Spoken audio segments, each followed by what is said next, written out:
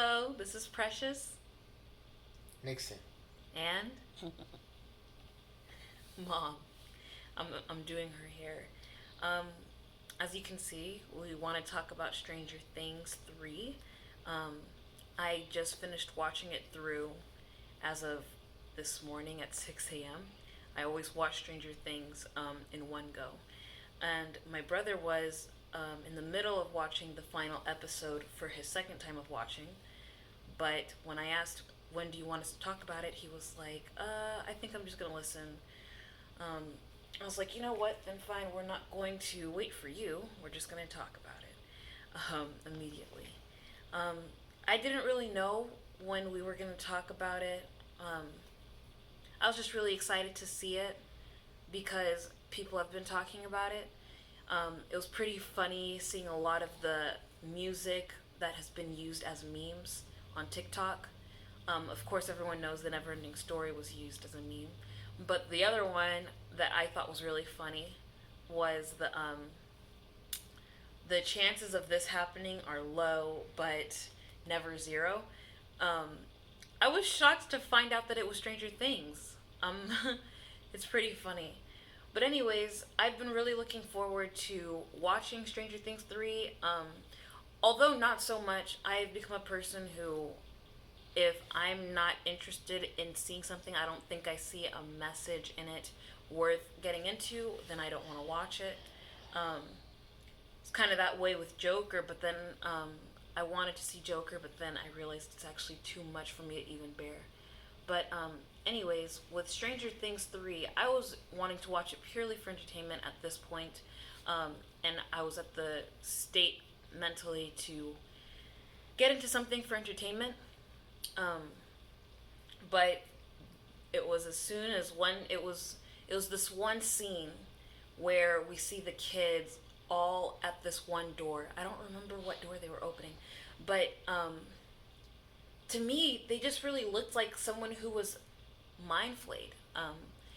And a mind flayer is this guy who can kind of control everybody, but to be flayed is to be controlled by the mind flayer. So there was a moment, a shot that in that moment I was like, wow, if it wasn't for us knowing what's going on, people would think that they're the flayed, they're the ones who are being controlled.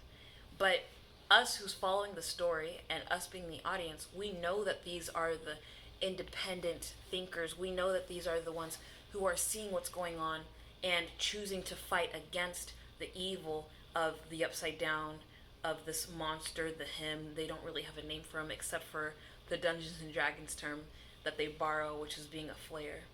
Um, but that was the very beginning when I was like, okay, we're gonna have to talk about this. And Nixon is sort of listening; he's sort of in his own world. But let's talk about this as much as we can. Um, Stranger Things. First of all, if you haven't even heard about Stranger Things, it is basically an '80s nostalgia junkie sort of nostalgia filled series on Netflix, Netflix original by the Duffer Brothers, and they use a lot of science. Like every so often, you're gonna feel like you're watching a Bill Nye music movie clip because they explain things so well and so sufficiently or efficiently that you would think that this is some educational film, but it's in fact a Netflix show, and I really love it for that. But since season one, they've been trying to explain concepts such as dimension. Um, they also introduced topics that were pretty controversial, like MK Ultra. If you haven't heard about that, that is something you can research, but I warn you to do with caution. It's not something to really get so much into because it's an evil and it's something that still has a lot of mystery surrounding it, but it is something to be aware of just because, again, evil exists in so many ways, and that has been one of those evils. And that is the way we get our main protagonist, Elle, or 11, who we see throughout the series along with the rest of the gang. Um, but yeah, Stranger Things has a lot of topics and a lot of concepts that range in academic matter to political events to conspiracy theories, etc. And one of them that really set me off was the phrase apophenia. And apophenia is the way it was coined by some was it a Russian guy, or I think it was a German psychologist in like the 1950s or 1960s. And it basically means when you make connections or you see patterns in things and see them as meaningful even though they aren't. And what was the reason that they even mentioned apophenia? Oh, it was because what's her name? Will's mom was wondering why the magnets at her house weren't working and the magnets at her job weren't working. And the science teacher was trying to say, oh, it's apophenia. You're making a connection that isn't there. And us knowing Stranger Things, we know that it's not that she's not seeing the connection. It's the fact that we don't know yet what it is. And it was just something that I totally resonated with. So I wanted to dig deeper. I even began to send that word to my cousin for her to look it up and read up on it. And then I also posted it on my Snapchat to see if people wanted to talk about it. Because Snapchat has this really cool feature where you can attach links. So it's there, but people are going to do it. Anyways, I read a lot on apophenia and I was like, it's so funny how they're going to call this some sort of disorder. But it's literally, personally, it's been most of my life in a very subtle way. Like, I wouldn't say that this was actual meaning, but like when I would sleep most nights as a kid, the way the patterns are of the wall, the texture, I would see like people, it's almost like cloud watching. That's what I would do with my ceiling. And not that I would see it as anything, but I can understand why they would say it's actually not meaningful. It's just there. But I think as humans, we have that propensity to see pattern for a purpose. It's because our God is not a physical God. And yeah, this is where I get religious. But God is not a physical God. He is someone who, he has a fingerprint all over creation, all over us. But as soon as we choose to deny him, it's harder to see him in the pattern. And we begin to neglect those truths, even though we ourselves are people who seek that out. But anyways, I've come to see that man likes to explain away things that are a little bit supernatural, and they may like to add some sort of diagnosis to it. What was it? Like my brother. Wait, can I say? Can I say? I can? No. No? Okay. So never mind, I can't say. So then for me personally, I've always had reading problems. I wouldn't call them problems, but they were issues for me. And,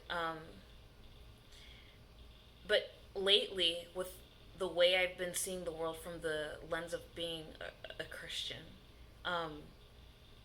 these misreadings have actually been like subliminal messages, in a weird way, to see something differently than I would have normally. Not that this is like very important, but an example would be Tiny Stark instead of Tony Stark. And I named my ant pile Tiny Starks. These are really poor examples. But like misreading for me is a way that, oh, here's another one. There's a time that I typed in, I get Jesus, but for some reason, I misread my own writing as I get jealous. And I was like, that is not, that's so weird that I said that. But, anyways, I was like, you know what? Maybe I'm supposed to see that. And what I'm supposed to understand is that you don't need to get jealous, but you need to get Jesus. Um, anyways, that's that's dyslexia, right? Not being able to read things properly. But for me, I believe it's a spiritual, way of seeing things. Another one is lately I've been very forgetful about certain things. Um, and it's honestly been somewhat of a blessing because there are some things that if I was to remember it, I would live a very hurt life. Because there's a lot of things that are just really painful to keep in the mind. At least that's how I've interpreted my forgetfulness. But I will still remember certain things that are very important, very key. So, anyways, that's my view on certain things that man likes to interpret as incorrect or a misfiring. Um, even what's the word? Deja vu. I think people like to diagnose deja vu as, oh, just the brain having a forgetfulness. No, deja vu is very real. If anything, you've been shown something from the future and you really are seeing something that you've been shown before. Um, but the question is, who was it that showed you that, and for what reason was that shown to you? One thing that my mom always tells us if we ever have a dream, um, whether it's scary or something we don't understand, she tells us to say, God, if this is from you, um, please reveal the meaning. If it's not from you, then please take it away. Basically, that you don't want any messages from anybody other than God, because the devil has is also spiritual, and he will also take the form of God. The Bible talks about how he comes as an angel of light, but he's really out to deceive you, out to get you. Um, and this was shown very well in Stranger Things 2. I know we haven't been talking about Stranger Things 2, but with Stranger Things 3. But something that was really shown in Stranger Things 3 is how you'll be under this control, you'll be this leader, and that was what was happening with Billy. He was the leader of this whole thing, of the build that the Flayer wanted to create out of the humans. Um, but he was one who was used, and because the show is so obvious, um, Billy was not happy about this situation. Um, it was showing how he was sad. He cried. It was the scene when um, Millie Bobby Brown, 11, when she sees all the memories of Billy and she comes back from falling. And she wakes up, but she's not really awake. She's in um, like a fake house, kind of. It's as if she's still in that dreamland, I guess you can call it.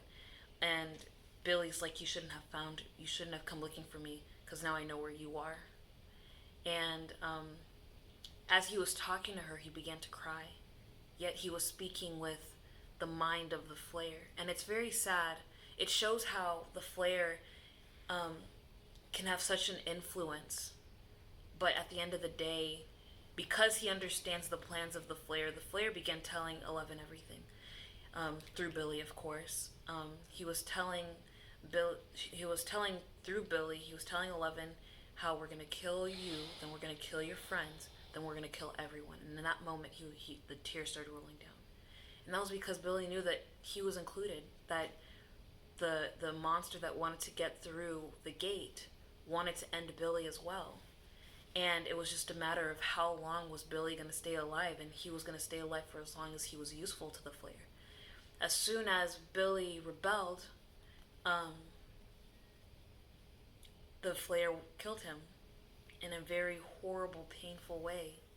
And Billy knew this. He's known the mind of the Flayer. But because he didn't want to continue living as a zombie, he resisted. And unfortunately, he didn't make it out. And I think that just shows that depending on how long you allow for something to control you, um, that you're just delaying the inevitable and the painfulness and just the damage, the collateral damage. For Billy's loss was not just a loss for Billy; it was a loss for the sister.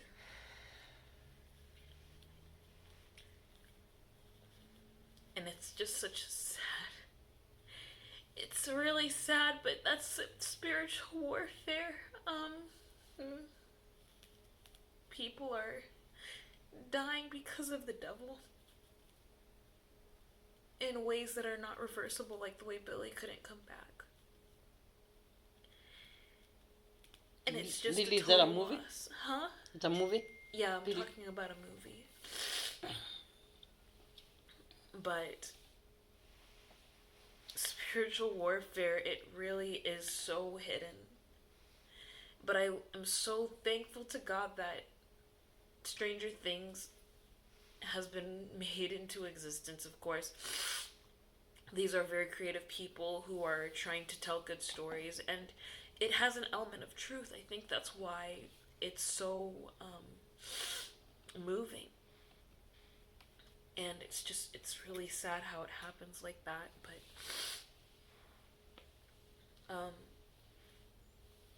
that's spiritual warfare. There's a lot of That's just a movie, Precious. That's just a movie. no, Mom, but I'm talking about how it applies to real life with spiritual warfare. Where people need to pray to God. I know. But it's just in the movie, like if you've seen the movie, you would see that there are people who are moving independently. We had Heather, who was in the same house with the dad. We even had the two newspaper guys where they were talking normal. They even were calling Nancy by the same nickname when they weren't controlled. They were calling Nancy Nancy Drew. But they weren't themselves. They were being controlled. And they just had to submit. Did they die eventually too? Yeah, they died too. Everyone died. No one survived who was part of that flare. Even Heather? Yeah. Everyone, when they melted, that was the end of it. They never transformed man. back. Yeah. That's how it is. With the devil, he'll use you, making you feel like you're in control. Because even Heather, she was sort of in control. You know? And then, here was another scene in Stranger Things 3. It was when they almost killed Billy with the sauna test. I guess they were trying to see if he was a host. And Billy was like, they could have killed me. And he wasn't even talking as Billy. But he was talking as the Mind Flayer to another Mind Flayer. Or Flayed, sorry. And he was like, they could have killed me. And then Heather was like, not with all of us. But they can't kill all of us. And that just shows how they feel in this zombie state. They feel like they're in control. They feel like they're one. But they're not. They're being used. And by the way, that's what this whole manifestation stuff, you guys. There are a lot of people who are trapped by that. People who I love, people who I have like close relationship with. And to use the terms of Dungeons and Dragons, they've been mind flayed. They've been deceived into thinking that they're fighting in a good cause, that they're united with one spirit, but it hits someone totally different. It's just a matter of time before you're disposed. There's just a lot of truth that's happening in this show that's worth talking about, and that's why I wanted to talk about it so bad. Although I knew that I was on the brink of crying just ever since this morning. But I'll tell you this. There is a God who knows you more than anything. And that was what 11 was showing. 11 was sharing the memories that Billy had, and that was what allowed Billy to know who he is. And that was what that was what gave him the power to resist the Mind Flayer's power, even though it meant killing himself. But that's a And movie. Mom, you're not getting what I'm saying. I know it's a movie. Okay. I know it's a movie, but it's about the truth that's being spoken through that movie. That's what I'm sharing right now. Okay. So, separate but connected, this morning, after church service with my family, we were celebrating my cousin's birthday. And we were sharing memories about him and how we cherish him so much, and it wasn't just because of who he is now, but who we've known him to be, just him being who he is. And everyone has a different memory of him. My brother and I remember him from when we went to Disney World, and he got in trouble with his dad about doing magic, which wasn't real magic. But he got in trouble. And that was something we gave him as a gift. And that prompted my dad to share his personal memory of Baraka, which wasn't even when Barack was out. He was still in his mom's belly. And my dad said that was one of his earliest memories of Baraka, where his mom showed up to some sort of event, someone's graduation, I guess. I don't remember. But she was ready to give birth, but she was there with Baraka. And it was just like, wow, that's a memory that even Nixon and I wouldn't have had. Even if we were alive, that's not a memory that we would have. Well, we would have been alive because Baraka's younger than us. But it's like, it's so crazy that Nixon and I have a memory, and then my dad has a memory of Baraka, and then even much more so, I bet the mom has a memory of Baraka from before anyone even knew, you know? And then I was reminded of Jeremiah 1:5, which talks about how before you were formed in your mother's womb, I knew you. And when you know that verse is not just saying you're a name and some human who will be born on this year, but God is saying that I know you, like the way we can talk about my cousin and we can say this is life, that we've seen him like this now. When we see it like that, it's just imagine how much more God knows you, and he knows who you are, and he wants to save you. Like, that was what happened when 11 was speaking those memories to Billy. She was reminding him of who he is. Not because the memories make him who he is, but because she knows him. Not that he is the Mind Flayer or that he has been flayed, but that he's Billy. And that's what God does. He calls us by name, and he knows us, and he knew it even before people were conceived. He's known. He's known who you are. And he wants to save you from the destruction of the enemy. Whether you see he's the enemy or not, you are suffering. There are so many people who are suffering.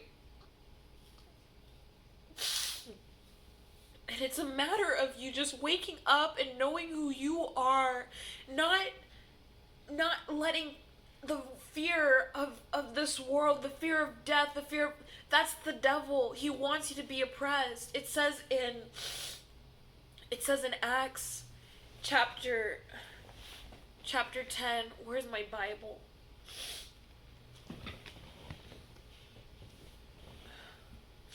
Let me borrow your phone, bro. We read it this morning, so I was reminded of it again, and I'm so thankful for Pastor Theo for sharing it. But in Acts chapter 10, Peter is witnessing to these Gentiles about who God is. I think it's in 34. Then Peter opened his mouth and said, In truth, I perceive that God shows no partiality, but in every nation, whoever fears him and works righteousness is accepted by him.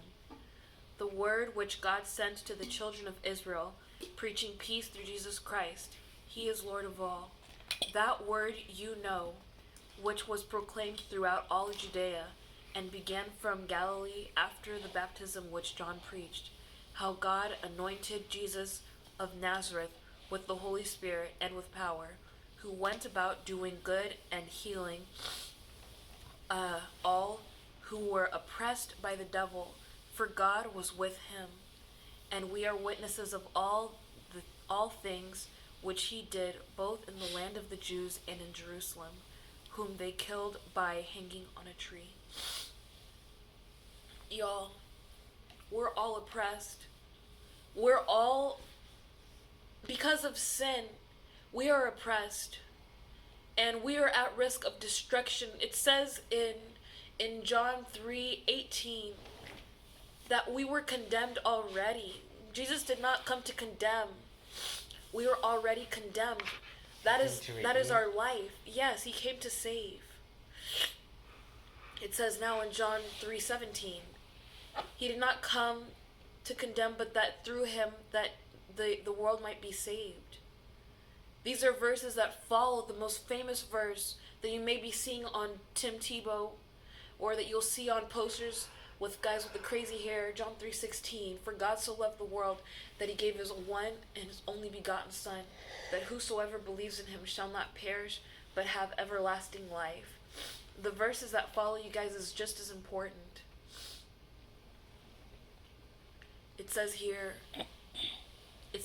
for God did not send his Son into the world to condemn the world, but that the world through him might be saved. Y'all, there is so much truth in this Bible, period, but I need you to know this for yourself. He who believes in him is not condemned, but he who does not believe is condemned already. We're all oppressed because he has not believed in the name of the only begotten Son. And this is the condemnation, that the light has come into the world, and men loved darkness rather than light, because their deeds were evil. Y'all, this is the devil. But remember that song I was playing, like, take me to the light every time. So what is the prayer request, Precious? So Precious. What do you need to pray for? Well, Precious. We'll pray, but another thing is call to action, Mom. There are many people that just need to know God. Nix, do you want to play your song? Put it on here. So I don't like to think I prefer darkness more than the light. I don't think anyone does. But there's a great deception that the devil, he's the father of lies, everybody. The devil is not someone who comes telling you the truth, except maybe in partiality. One thing that the devil was doing even with Jesus was, what was it? He was, don't put it on there yet. When? Let me finish and then we're going to play that at the end. Okay. But the devil, he would come to Jesus saying, oh, if you're the Son of God, why don't you just turn this stone into bread so that you can eat, knowing that Jesus was fasting. And then Jesus spoke back truth, because Jesus gives truth in wholes. One thing that I've told my friend is, God wants to give you more than just a slice of cake. She was asking for prayer requests for her to not have bad dreams anymore. And I was like, yes, Yvonne, I'll be praying for that for you, but I also want you to know that God wants to give you more than just a slice. He wants to give you the whole cake. There's so much more to God than just healing. I mean, that is just part of who he is. But there's so much more richness that healing by itself, you know, it's just a piece. It's just a tip of the iceberg. He gave his life for your sake more than a slice of a cake. Amen. My brother, he has this gift. That's his gift of making lines. He gave his life for your sake. Let's write that down. Did you write that down? Yeah, you can write that down. But yeah, I encourage you guys to see that Stranger Things is not just a story about a group of kids. It's a story about man and how we have to fight evil, the evil of this world. And it's not the Russians that we're after. There is so much happening in the story. If y'all haven't seen, the Russians are a big part of the plot, but they're only part of the way. It is so much that's happening, and they didn't even know that they're part of this